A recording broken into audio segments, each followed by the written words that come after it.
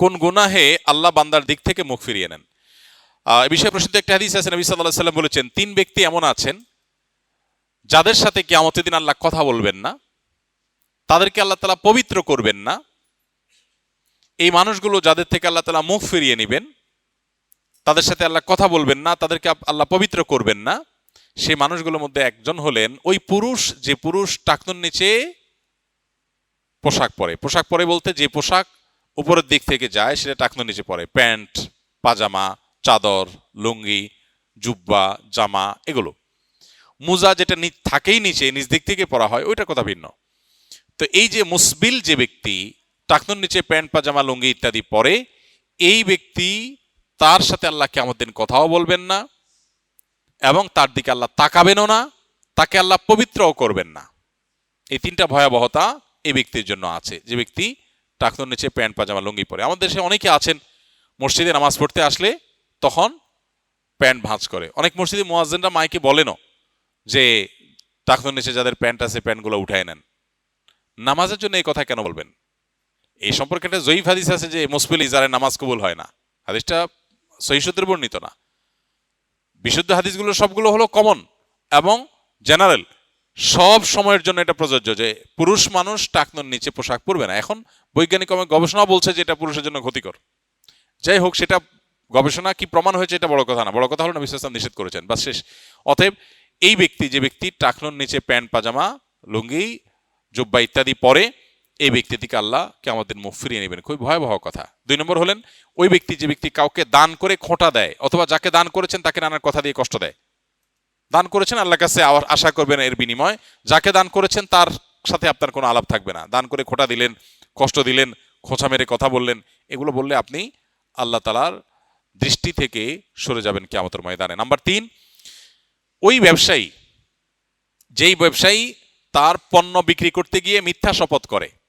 এখন তো ঘরে ঘরে, ভাই আল্লাহর কিরা, এটা কিনা পড়ছে এত, ভাই কিনতেও পারে না এত টাকা দিয়া, ডাহা মিথ্যা কথা। তো এই ব্যবসায়ী যে তার পণ্য বিক্রি করার প্রয়োজনে মিথ্যা শপথ করে ক্রেতাদের সাথে, কাস্টমারের সাথে, তার দিকে আল্লাহ তাকাবেন না, তাকে পবিত্র করবেন না এবং কিয়ামতের দিন আল্লাহ রাব্বুল আলামিন তার সাথে কথাও বলবেন না। আল্লাহ আমাদেরকে এই সমস্ত বদগুণ, খারাপ গুণ থেকে, চরিত্র থেকে হেফাজত করার তৌফিক দান করুন। মৌলিক ইবাদত ছাড়া বিশেষ কি ইবাদত আছে যা একজন মুসলিমকে আল্লাহর খুবই নিকটে নিয়ে যায়?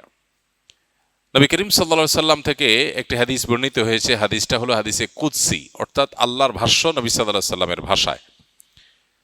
হাদিসটি বেশ প্রসিদ্ধ, সহিহ বুখারী সহ বিভিন্ন হাদিসের কিতাবে বর্ণিত হয়েছে। নবী সাল্লাল্লাহু আলাইহি সাল্লাম ইরশাদ করেছেন যে আল্লাহ রাব্বুল আলামিন বলেছেন তাকে, আল্লাহ বলছেন, মা তাকাররাবা ইলাইয়া আবদুন বিশাইইন আহাব্বু ইলাইয়া মিম্মা আফতারাতু আলাইহি।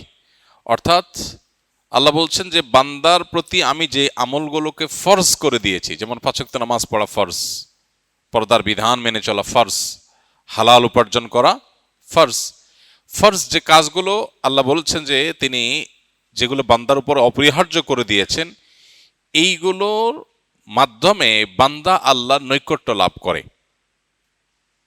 আল্লাহর নৈকট্য লাভের, আল্লাহর প্রিয় পাত্র হওয়ার, আল্লাহর প্রিয়জন হওয়ার সবচাইতে নিকটতম উপায় হলো, সবচেয়ে কার্যকর উপায় হলো ফরজ আমলগুলো করা। হাদিসের শেষ অংশে এসে বলেছেন, ওমা ইয়াজালু আবদি ইয়াতাকাররাবু ইলাইয়া বিন নওয়াফিল। আর ফরজ আমলের পর বান্দা যখন নফল আমল করতে থাকে, তখন নফল আমলগুলো করতে করতে করতে করতে বান্দা আল্লাহর অনেক বেশি নৈকট্য অর্জন করতে পারে। এমনকি এমন একটা পর্যায়ে হয়ে যায় যে তার চোখ, তার কান, তার সব অঙ্গ প্রত্যঙ্গ আল্লাহ দ্বারা নিয়ন্ত্রিত হয়, অর্থাৎ আল্লাহর হুকুমের বাইরে সে চলতে পারে না। তো এই জন্য আল্লাহর নৈকট্য লাভের জন্য আমাদের উচিত ফরজ আমলগুলোকে সবচেয়ে গুরুত্বের সাথে করা। আর দ্বিতীয়ত কাজ হলো নফল আমলগুলোকে খুঁটে খুঁটে করা। নামাজের মধ্যে নফল আমল আছে, রোজার মধ্যে নফল রোজা আছে, দানের মধ্যে নফল দান আছে। প্রত্যেকটা ইবাদতেরই যেগুলোর ফরজ ফরম্যাট আছে, এই সবগুলোর আবার আরেকটা ফরম্যাট আছে, সেটা হলো কি ফরম্যাট? নফল ফরম্যাট। একটা হলো ম্যান্ডেটরি করতেই হবে ফরজ ফরম্যাট, আরেকটা হলো করলে সওয়াব হবে, না করলে গুনাহ নেই। তো ফরজ ফরম্যাট ছাড়া নফল ফরম্যাট দিয়ে তো প্রিয়পাত্র হওয়ার সুযোগ নেই। একজন কোনো অফিসে জব করেন, তিনি অফিস মালিকের প্রিয় পাত্র হতে হলে অফিসের যে মেইন ডিউটি 9টা to 5টা, এটা তো তাকে করতেই হবে। এই ডিউটিতে যদি ফাঁকি দেয় তাহলে কি অফিস মালিকের, অফিস কর্তৃপক্ষের তিনি প্রিয়পাত্র হতে পারবেন? মূল ডিউটি তাকে পালন করতেই হবে।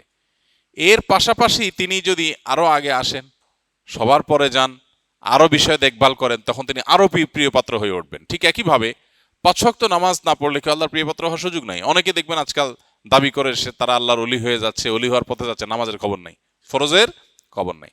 তো ফরজগুলো ঠিক রাখলেন, এর পাশাপাশি আপনি সাধ্য অনুযায়ী তাহাজ্জুদ, তারপর সালাতুল ইশরাক, সালাতুদ দুহা, মসজিদে ঢুকার নামাজ, ওজুর নামাজ, এগুলো পড়লেন, তখন আল্লাহর আরো প্রিয়পাত্র হলেন। দানের ক্ষেত্রে যাকাত বছরে একবার, এটা আপনার সম্পদের উপর অপরিহার্য।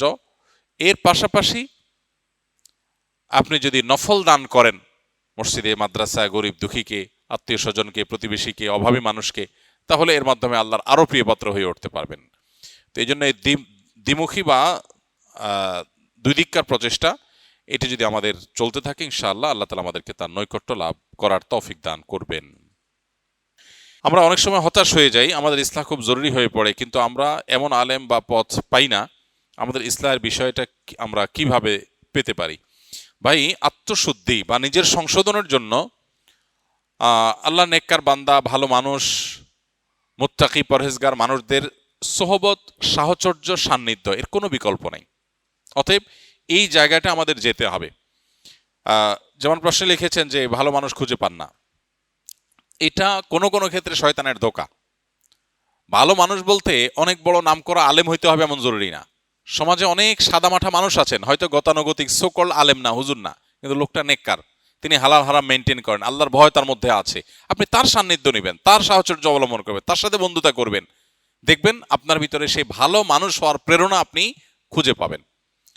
সান্নিধ্য মানুষকে ভালো হতে উৎসাহিত করে, এজন্য এই জিনিসটা অনেক বেশি গুরুত্বপূর্ণ।